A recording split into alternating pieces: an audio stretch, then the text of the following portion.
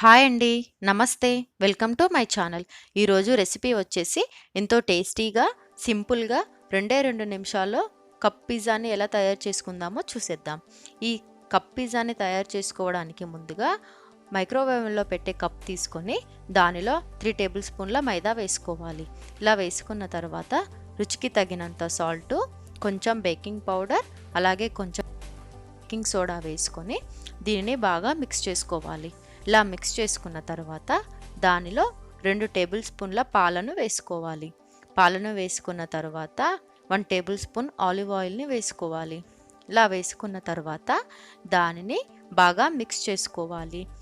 ఇలా బాగా మిక్స్ చేసుకొని ఈ కన్సిస్టెన్సీ వచ్చేంత వరకు మిక్స్ చేసుకోవాలి. మీకు కావాలి అనుకుంటే మరొక 1 టీ స్పూన్ పాలను వేసుకొని ఇలా మిక్స్ చేసుకోవాలి. ఇలా మిక్స్ చేసుకున్న తర్వాత దానిలో పిజ్జా సాస్ని 1 టేబుల్ స్పూన్ వేసుకొని ఇలా స్ప్రెడ్ చేసుకోవాలి. ఇలా స్ప్రెడ్ చేసుకున్న తర్వాత దానిపై 1 టేబుల్ స్పూన్ చీజ్ని కూడా వేసుకొని ఇలా స్ప్రెడ్ చేసుకోవాలి.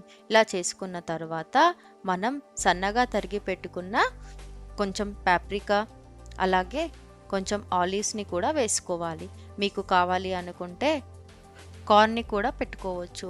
ఇలా అన్ని వెజిటేబుల్స్ని స్ప్రెడ్ చేసుకున్న తర్వాత మళ్ళీ కొంచెం చీజ్ ఇష్టమైన వాళ్ళైతే 1 టేబుల్ స్పూన్ తీసుకొని పైన స్ప్రెడ్ చేసుకోవచ్చు, లేదా స్కిప్ చేసుకోవచ్చు.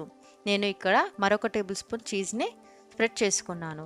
ఇలా చేసుకున్న తర్వాత దానిపై కొంచెం చిల్లీ ఫ్లెక్స్ని కూడా వేసుకొని ఇలా స్ప్రెడ్ చేసుకోవాలి. ఇలా స్ప్రెడ్ చేసుకున్న తర్వాత ఓవెన్లో హై పవర్ మీద 1 మినిట్ పెట్టుకోవాలి, లేదా 750 వాట్స్ మీద 2 మినిట్స్ పెట్టుకోవాలి. ఇలా పెట్టుకున్న తర్వాత ఓవెన్ని సెట్ చేసుకొని వదిలేసేయాలి. ఇలా అయిన తర్వాత పిజ్జాని బయటికి తీసుకొని సర్వ్ చేసుకోవడమే.